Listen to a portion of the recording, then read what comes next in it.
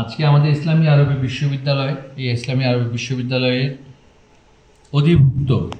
নানান প্রতিষ্ঠান সমূহের অধ্যক্ষ মহোদয়গণ আছেন এখানে। আমাদের অনুষ্ঠান অনেক আগেই শুরু হয়েছে। অনুষ্ঠানের বাকি কার্যক্রম আজকে আমাদের ধর্ম মন্ত্রণালয় সংক্রান্ত সংসদীয় স্থায়ী কমিটির মাননীয় সভাপতি মৌলানা মোহাম্মদ হুসামউদ্দিন চৌধুরী এমপি মহোদয়, তিনি পরবর্তী কার্যক্রমগুলো সম্পন্ন করবেন। তিনি মঞ্চে উপবিষ্ট আছেন। আমাদের উপাচার্য মহোদয় আছেন। আমি আরেকটি আমার সভা থাকায় সেখানে আমাদের বলতে হচ্ছে মাদ্রাসা শিক্ষারও কারিকুলাম এবং মূল্যায়ন নিয়ে সেখানে যেহেতু আমাকে সেখানে থাকতে হবে, সেই পর্যালোচনায় সেখানে আমাকে যেতে হবে, তাই বাকি অনুষ্ঠান তারা সম্পন্ন করবেন। আমি আজকে উপস্থিত বিশিষ্ট ইসলামী চিন্তাবিদগণ, আলেম ওলামা মাশায়েখগণ, যারা অবসর নিয়েছেন অনেকে, কিন্তু এখনও নিজেদের কর্মজীবন চালিয়ে যাচ্ছেন, দিনে শিক্ষার জন্য কাজ করে যাচ্ছেন, মানুষের নৈতিকতার জন্য কাজ করে যাচ্ছেন, তাদের উদ্দেশ্যে খুবই সংক্ষিপ্ত কিছু অনুরোধ আমরা করতে চাই যে আজকে আমরা যে যেখানেই থাকি না কেন, যে কর্ম অবস্থাতেই থাকি না কেন, হয়তোবা অনেকে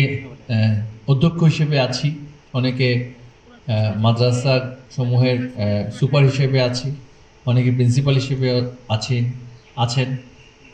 কিন্তু যার যার অবস্থান থেকে আমাদের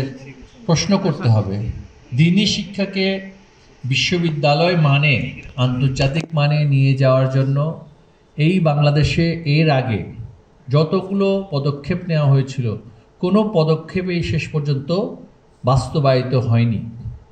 আমরা এক একটি প্রতিষ্ঠানকে জামিয়া হিসেবে চিনি, কয়েকটি প্রতিষ্ঠানকে জামিয়া হিসেবে আছে, অনেকগুলো প্রতিষ্ঠান জামিয়া হিসেবে আছে, কিন্তু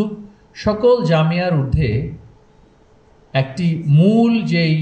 বিশ্ববিদ্যালয় সৃষ্টি করার বিষয় ছিল, যেহেতু কামিল পর্যায়ের শিক্ষা আমাদের মাস্টার্সের সমমান এবং উচ্চশিক্ষার একটি আরও উচ্চতর ধাপ, সেই ক্ষেত্রে জাতীয় বিশ্ববিদ্যালয়ের অধীনে অন্যান্য সাধারণ গতানুগতিক শিক্ষার পাশাপাশি অধিভুক্তির যে গতানুগতিক প্রক্রিয়া, এইটার থেকে বাইরে এসে আলেম ওলামাগণ মাশায়েখগণদের তাদের অনুরোধে বঙ্গবন্ধুর কন্যা, যিনি দ্বীনি শিক্ষাকে আন্তর্জাতিক মানে নিয়ে যাওয়ার জন্য আমাদেরকে নির্দেশ দিয়েছেন, তিনি সর্বপ্রথম এই ইসলামী আরবি বিশ্ববিদ্যালয় প্রতিষ্ঠা করার মাধ্যমে দীর্ঘদিনের একটি দাবি কিন্তু তিনি বাস্তবায়ন করেছেন। ইসলামী আরবি বিশ্ববিদ্যালয় যেমনি করে উচ্চতর পর্যায়ের দ্বীনি শিক্ষাকে আন্তর্জাতিক মানে নিয়ে যাওয়ার জন্য কাজ করার কথা, তেমনি করে ইসলামী আরবি বিশ্ববিদ্যালয় আমাদের প্রান্তিক পর্যায়ে দেশের অভ্যন্তরে নানান প্রতিষ্ঠানে যে সমস্ত আমাদের আলেম ওলামা বৃন্দগণ আছেন, তাদের সমন্বয়ে বর্তমান